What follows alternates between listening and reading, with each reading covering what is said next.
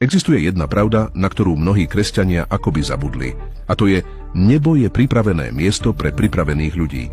V Matúšovi kapitole 7 dal Ježiš veľmi vážne varovanie. Povedal, mnohí budú uvádzať úžasné veci, ktoré robili v jeho mene, ale on im povie, odíďte odo mňa, vy páchatelia neprávosti. Nikdy som vás nepoznal. V Matúšovi kapitole 7, verše 13 až 14 Ježiš tiež povedal, vojdite úzkou bránou, lebo široká je brána, a široká je cesta, ktorá vedie k záhube, a mnohí sú, ktorí ňou vchádzajú, pretože úzka je brána a úzka je cesta, ktorá vedie k životu, a málo je tých, ktorí ju nachádzajú. Slovo úzka znamená stlačená alebo úzka a veľmi ťažko sa po nej kráča. Je to isté slovo, ktoré sa používa na opísanie horského priesmyku tak úzkeho, že ním môže prejsť len jedna osoba naraz. Ježiš odhaľoval, že cesta k večnému životu vyžaduje úplné odhodlanie, úplnú kapituláciu a absolútnu oddanosť, ale väčšina kresťanov bola naučená, že spása je jednoduchá, stačí sa pomodliť, pridať sa k cirkvi a to je všetko. Bolo im povedané, že keď sú raz spasení, nezáleží na tom, ako žijú potom.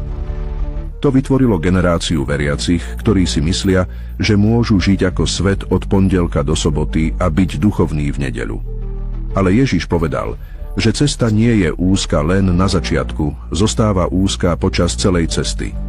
Nie je priestor na kompromisy, žiadne miesto pre dvojtvárnosť a žiadna tolerancia pre duchovnú lenivosť.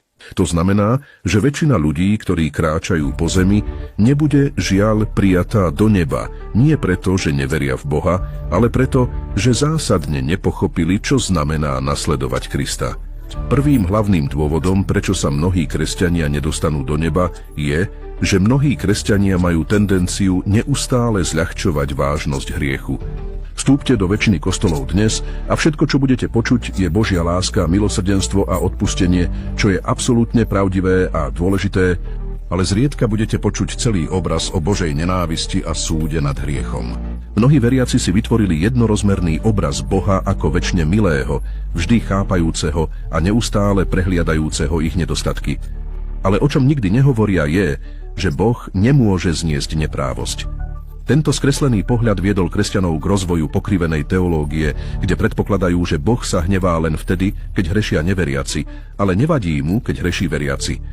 Toto je nepravda. Ježiš povedal, čo hovorím vám, hovorím všetkým. To znamená, že rovnaký štandard, ktorý je požadovaný od iných, je aj to, čo požaduje od vás.